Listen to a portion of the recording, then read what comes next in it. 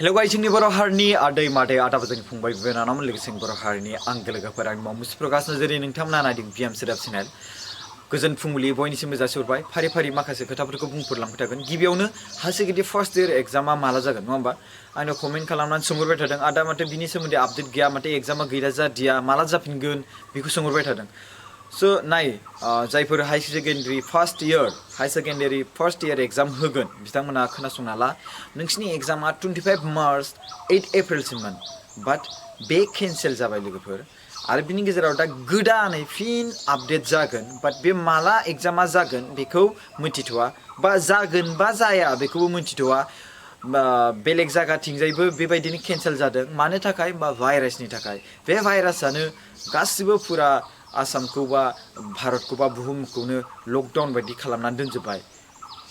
गुबुन जायगाजों थांनोब्लाथ' फ्लाइटजोंसो थाङो नालाय ओमफ्राय बे लकडाउन जाना दंथ'यो नङा होमबा स' बिनि थाखायनो स' दायो बे भाइरासनि थाखायनो गासिबो एग्जामा गासिबो माने केन्सेल जाजोबना दं मिथिबायना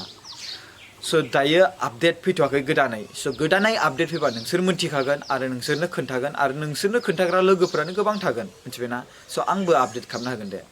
आरो बिनि गेजेराव आं माखासे फिसा माने खौरां बायदि बेखौ खोन्थाना होनि गासै जोंनि भारत हादराव 4,700निबो बारा सुबुं अनजिमाया दासिबांहाय साग्लोबना दङ मिथिबायना आरो बिनि गेजेराव जोंनि आसामाव दासिमबो गोदान भाइरास जाजानाय मानसि मोनथ'वाखै गोबां मोजां बाट बे 26आनो जोंनि थाखाय बिराद गिख्रंथाव जानानै दङ आसा खालामो जोंनि हेल्थ मिनिस्टार हिमन्त बिश्व शर्मा सारा गोबां गोख्रोङै एक्सन लागोन बेवहाय आरो रावखौबो बेयावहाय इनफेक्ट जाजानाय खामानि मावा आरो जायफोर मानसिफोरा हर फैनानै गामि गामि हाबफैलाबायदों जेनेबा हमना ला गुबुन जातिफोर आं बेफोरखौ मुंखौ बुंनो थांला बाट बिसोरखौ हमनानै दोन आरो बिसोरखौ सासन खालामबानो जाबाय जुदि मोनोब्लासो नोंनि मेगनजों नुयोब्लासो दै बुहुमाव गासै 13,46,482 सुबुं अनजिमाया बे भाइरासजों साग्लोबजानानै दङ बाट बेवहाय थैनायबो थागोन रिकभारबो थागोन दै 74,893 सुबुङा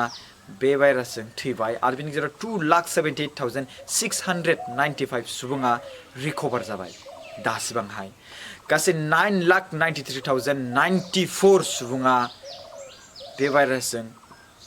साग्लोबजागासिनो दं दासिबांहाय साग्लोबजागासिनो दं बे 13,46,482 निफ्राय दासिबांहाय 9,93,094 सुबुं अनजिमाया बे भाइरासजों साग्लोबजानानै दं मिथिबायना स' लोगोफोर मोननै हस्पिटाल मुम्बाइआव सिल खालामजाबाय कन्टेनमेन्ट जन होजाबाय बेवहाय गासै वर्क हार्ट हस्पिटाल होननाय मुंनि बे हस्पिटालाव गासै 26 नार्सजों लोगोसे 3 डक्टरखौबो मोननाय जादों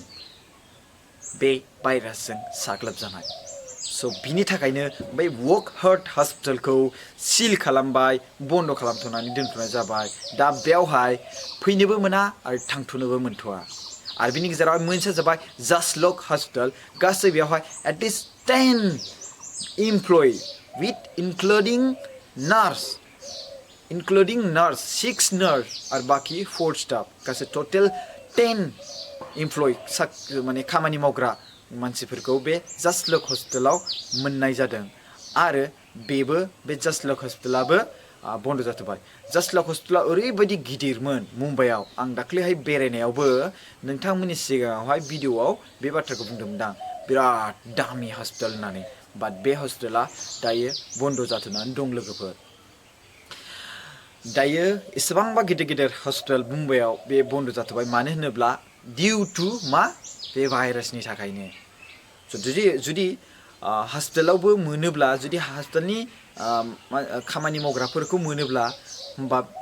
सोर नायबावगोन नङा होमबा आरो बिनि गेजेराव बेबो एसेबां गिदिर हस्पिटालाव आरो बेखौबो हस्पिटालखौबो बन्द' खालामना दोनबाय सिल खालामना दोनबाय सिभिल अफिसारा मानो बन्द' खालामदों मिथिगौ ना मानो बन्द' खालामदों बन्द' खालामनायनि जाहोना जाबाय बेवहाय मावग्रा मानसिफ्रानो बे भाइरासजों साग्लोबजाबाय नालाय स' बिनि थाखायनो बे हस्पिटालखौ बन्द' खालामनाय जादों होननानै इक'नमिक्स टाइमाव निउसाव बे बाथ्राखौ बुंनाय जादों मिथिबायना आं जाय बाथ्राखौ मोन्दों इंलिसाव लिरनायखौ आं बेखौ नोंथांमोननि सिगाङाव बर'आव माखासे गुरै रावजों जेसेबांखिनि नोंथांमोना बुजि हागोन बे बाथ्राखौ बुंनाय जादों। स' हस्पिटालफ्रावबो ओरैनो जानला मानला थांनो नाङा। मा जादों नैबे जसलक हस्पिटालनि माखासे बाथ्रा दं बेवहाय कि बे सासे नार्सआ खामानि मावग्रा नार्सआ बुंदों कि बेवहाय आं जेब्ला भिडिअ कलिं कनफारेन्स खालामबाय थादोंमोन बेवहाय आङो नुनो मोन्दों मोन्थिनो मोन्दों कि बे हस्पिटाल मेनेजमेन्टआ उइदाउट इनफर्म माने इनफर्मखौनो खालामाखै बाय जाय खामानि मावग्राफोरखौ माने इनफर्म खालामाखै जे बेवहाय बे भाइरासजों साग्लोबजानाय पेसेन्ट बा बेमारि हाबगासिनो दं बा एडमिट खालामगासिनो दं बा एडमिट खालामबाय बे बाथ्राखौ खोन्थायाखै रावनोबो जास्ट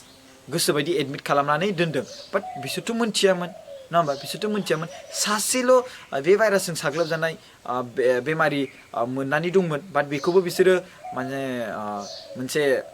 क्वारेन्टाइन जायगायाव दोनबाय रुमाव बिसोर बे मानसिखौ बे भाइरासजों साग्लोबजानाय मानसिखौ बाट बिनि उनावहाय गोदानै आरो भाइरास फैबावदों बा एडमिट जाबाय होननानै बेखौ खोन्थायाखैमोन हस्पिटाल मेनेजमेन्टआ स' बिनि थाखायनो स' लोगोफोर खोनासं माखासे जोंनि जिउखौ बिराद अननो गोनां नङा होमबा जोंनि जिउखौ बिराद अननो गोनां आरो जोंनि जिउखौ अनो नङा होमबा हस्पिटालाव नों माबा मोनसे बेरामनि थाखायबाबो जुदि थांदोंब्ला थांनोथ' गोनां जाखागोन माबा मोनसे बेरामनि थाखायबो थांदोंब्ला बेयाव साबधानै थां दाख्लैबावैहाय जोंहा हेल्थ मिनिस्टार हिमन्त बिश्व शर्मा बुंनाय मथे गुवाहाटीयाव जाय माखासे जाय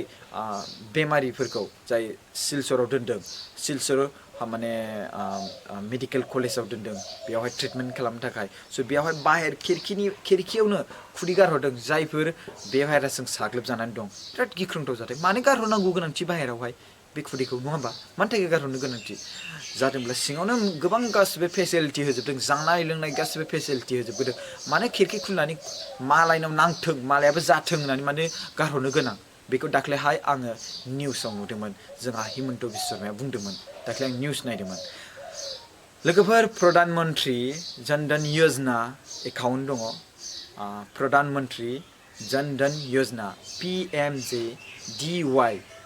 बे एकाउन्टआवहाय 500 रुपिस हाबबाय दायो सोरबा सोरनियावबा हाबबाय माखासे सुबुंफोरनियाव हाबाखै जानांगौ बाट हाबगोन लोगोफोर लासै लासैनो हाबगोन 500 रुपिस